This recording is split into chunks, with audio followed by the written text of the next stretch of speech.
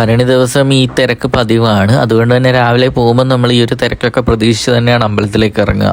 കുത്തിയോട്ടങ്ങളൊക്കെ വന്നു തുടങ്ങിയിട്ടുള്ള സമയമായിരുന്നു. ഇതാണ് ആ സമയത്ത് അവിടെ ഉണ്ടായിരുന്ന ഒരു ക്രൗഡ്.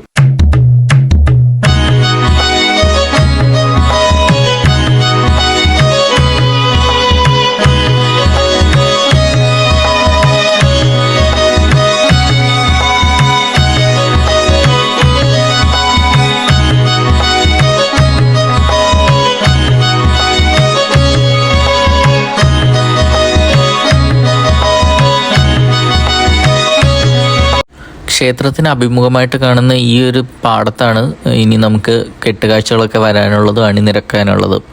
ഇപ്പോൾ കാലിയായിട്ട് കാണപ്പെടുന്ന ഈ ഒരു പ്രദേശത്തേക്ക് പിന്നെ നമുക്കൊരു മണ്ണ് നുള്ളിയിട്ടാൽ വീഴില്ല എന്നൊക്കെ പറയുന്ന പോലത്തെ ഒരു ജനത്തിരക്കാണ് ഇനി വൈകിട്ട് കാണാനുള്ളത്. സാധാരണ ചെയ്യാൻ പറ്റുന്ന പോലെ നടക്ക് മുന്നിൽ നിന്ന് തൊഴുക എന്നൊക്കെ പറഞ്ഞാൽ ഇന്നത്തെ സംബന്ധിച്ച് വലിയൊരു ടാസ്ക്കാണ്. അതുകൊണ്ട് തന്നെ ഞങ്ങൾ പെട്ടെന്ന് പുറത്തുനിന്ന് തൊഴുതിട്ട് കുത്തിയോട്ടം വരവും കാഴ്ചകളും കാണാൻ പുറത്തേക്ക് ഇറങ്ങായിരുന്നു.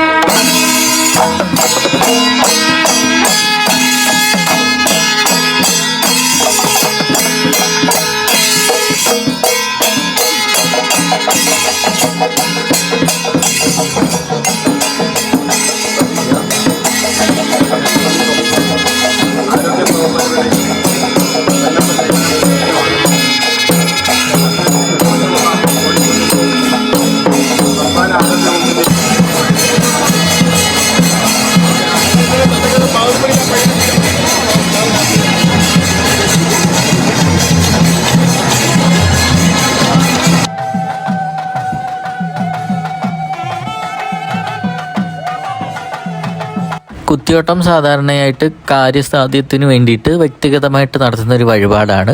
അതിൻ്റെ സമർപ്പണ ദിവസമാണ് കുംഭഭരണി ദിവസം രാവിലെ ഇവ ഇങ്ങനെ ഘോഷയാത്രയായിട്ട് ക്ഷേത്രത്തിലേക്ക് എത്തിച്ചേരുന്നത്. നമ്മുടെ ചെട്ടികുളങ്ങര ക്ഷേത്രത്തിന് പ്രധാനമായിട്ടും 13 കരകളാണുള്ളത്.